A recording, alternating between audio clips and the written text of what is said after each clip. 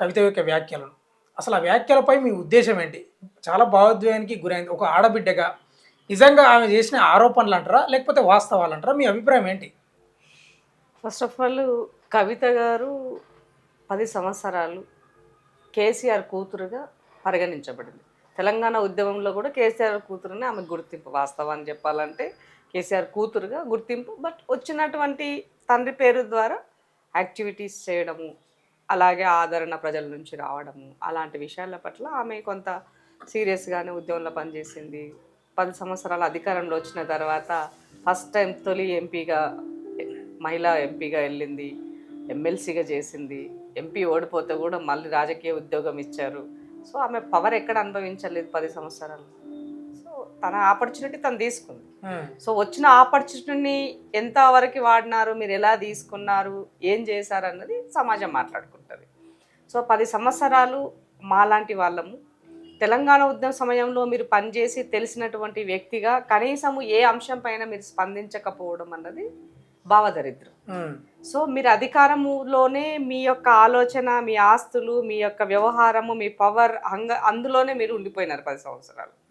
So మహిళల అత్యాచారాలు జరిగినా, మహిళా ప్రాతినిధ్యంకులు చట్టసభల్లో లేకపోయినా, ఒక మహిళా మంత్రి లేకపోయినా, ఆడబిడ్డల పట్ల అత్యాచారాలు జరిగిన సందర్భమైనా, ఏ లిక్కర్ ఏరులై పారుతున్నటువంటి సందర్భంలో కనీసము ఈ లిక్కర్ని కొంత మనము కట్టడి చేయాలని మాలాంటి వాళ్ళం చేసిన పోరాట సందర్భంలో అయినా, లేదు ఇంకా మన చిన్న పిల్లలు స్కూళ్ళల్లో గురుకులాలలో జరుగుతున్నటువంటి ఫుడ్ పాయిజన్ సందర్భంలో జరిగినటువంటి సందర్భంలో అయినా, నువ్వు ఏ సందర్భం తీసుకొని మాలాంటి వాళ్ళం పోరాటం చేసి ట్విట్టర్లో ఆమె ట్యాగ్ చేస్తే కనీసం ట్విట్టర్లో కూడా ఆమె ఎక్కడ స్పందించినటువంటి దాఖలాలు కూడా మనం చూడలే 10 సంవత్సరాలలో. చివరికి ఒక ఆదివాసి బిడ్డని చెట్టుకు కట్టేసి బట్టలిప్పు కట్టేస్తే కూడా ఆ రోజు ఆమె కూడా స్పందించలే. ఆదిలాబాద్లో లక్ష్మి అనే ఒక అమ్మాయిని దారుణాతి దారుణంగా అత్యాచారం జరిగినాడు. దిశ ఇన్సిడెంట్లో, అంత సీరియస్గా జరిగిన దిశ ఇన్సిడెంట్లో కూడా ఆమె ఎక్కడ కూడా బయటకు వచ్చి స్పందించిన సందర్భాలు మనం చూడలే. అట్లీస్ట్ పరామర్శించిన సందర్భాలు కూడా చూడలే. 10 సంవత్సరాలలో మనము స్పందించడం డిఫరెంట్. ఒక ఇన్సిడెంట్ జరిగినప్పుడు ఒక ఉమెన్ రిప్రజెంటేటివ్గా వాళ్ళ దగ్గరికి వెళ్ళడం కూడా అది ఇంపార్టెంట్. సో మీరు ఎన్నడూ మాట్లాడకుండా మీ అవకాశం కోసము ఇవాళ మాట్లాడితే ప్రజలు దానిని రిసీవ్ చేసుకుంటారని అనుకోవడము ఆమె యొక్క రాజకీయ పరిపక్వతని తెలియజేస్తుంది. రెండో విషయం ఏంటి అంటే, కవిత గారికి వాళ్ళ కుటుంబం నుంచి లిక్కర్ కేసులో ఆమె జైలుకి వెళ్ళినాడు. కుటుంబం ఆమెకు అండగా ఉంది, పార్టీ అండగా ఉంది. దాదాపు 200 కోట్ల రూపాయలు ఖర్చు పెట్టి ఆమెకి వాళ్ళు బెయిల్ తీసుకొచ్చి ఇచ్చారు. బావ కూడా ఆమెతోనే ఉన్నాడు, వాళ్ళ అన్న ఆమెతోనే ఉన్నారు. అన్న చేయి పట్టుకొని బయటకు వచ్చి అన్నని హక్ చేసుకున్న సందర్భాలు చూసినాము. చివరికి టిఆర్ఎస్ పార్టీ బీఆర్ఎస్ గా అవతరించినాడు, తండ్రి వస్తే ఆరతలు పట్టింది చూసినాము.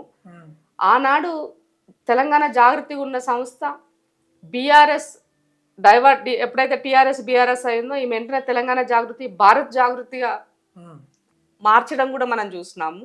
సో ఇవాళ నాకేమీ తెలియదు, నాకు అసలు అది నేను అంటే చివరికి తన పిల్లలను కూడా ఆమె ఒట్టు వేసి మండలి సాక్షిగా రికార్డ్ అయ్యేటువంటి ఒక అంశాన్ని అక్కడ ఆమె ప్రస్తావించడము అనేదాన్ని డెఫినెట్గా అందరు మాట్లాడుకుంటారు. సో అంటే మన చిత్తశుద్ధి అప్పుడు ఎలా ఉంది, ఇప్పుడు ఎలా ఉంది, ఇప్పుడు ఎందుకు మాట్లాడుతున్నారు. సో మీరు అక్కడ ఎలాంటి పదవులు తీసుకోకుండా పోనీ అధికారం ఉన్ననాడ మీరు బయటకు వచ్చి మాట్లాడినా సాండిటీ ఉండేది. ఇవాళ మీరు ఇవన్నీ చెప్తున్నా కూడా ఏమవుతుందని. సో అవినీతి గురించి మాట్లాడినప్పుడు ఆ నలుగురిలో మీరు కూడా ఉన్నారు. ఆ నలుగురిలో మీరు ఉన్నప్పుడు రోజు వాళ్ళ ఆస్తులు ఏమున్నాయి, మీ ఆస్తులు ఏమున్నాయి. ఇవాళ మాలాంటి వాళ్ళ మీతో కలిసి పనిచేసిన మా ఆస్తులు ఏమున్నాయి. సో ఇప్పుడు వారసత్వ రాజకీయాలతో వచ్చినటువంటి నీవే పవర్ అనుభవించి ఇంత చేసిన మీరే నాకు అన్యాయం జరిగింది, ఒక మహిళగా ఆడబిడ్డగా నన్ను ఒంటరి చేశారని మీరు మాట్లాడుకుంటే, మరి ఏ అండదండలు లేనటువంటి ఒక కామన్ మహిళలుగా ఉన్నటువంటి మాలాంటి వాళ్ళం రాజకీయాలలో రాణించాలంటే ఎలాంటి అండలేనటువంటి, ఎలాంటి మినిమం మేము ఉన్నామని చెప్పేవాడు లేనటువంటి మాలాంటి వాళ్ళ యొక్క పరిస్థితి ఏంది రాజకీయాల్లో కూడా ఆలోచించుకోవాల్సిన పరిస్థితి ఏర్పడ్డది. సో ఎన్నడూ కూడా అంటే అట్లా మీరు ఆ ఉమెన్ ఎంపవర్మెంట్ కోసం మీరు పనిచేసి ఉంటే డెఫినెట్గా ఇవాళ మీరు మనతో ఉద్యమకారుల విషయం అయి ఉండొచ్చు, ఉద్యమకారులు చనిపోయిన కుటుంబాలకు సంబంధించిన సందర్భాల్లో మేము చేసాం ఆ రోజు. ఎందుకు అమరవీరుల సాక్షిగా నిలబడి నువ్వు 10 సంవత్సరాలు పాలన చేసి 100 సంవత్సరాల విధ్వంసం చేస్తే మహిళలకు ఆడబిడ్డలకు అన్యాయం జరిగితే మహిళలు ఏ సాధికారత సాధించినారని చెప్పేసి ఆ రోజు నేను ఇందిరా పార్క్ దగ్గర నేను దీక్ష చేస్తే అట్లీస్ట్ ఆ రోజు ఆ దీక్ష సందర్భంగా ఆమెను పిలిస్తే కూడా ఆమె రాలే.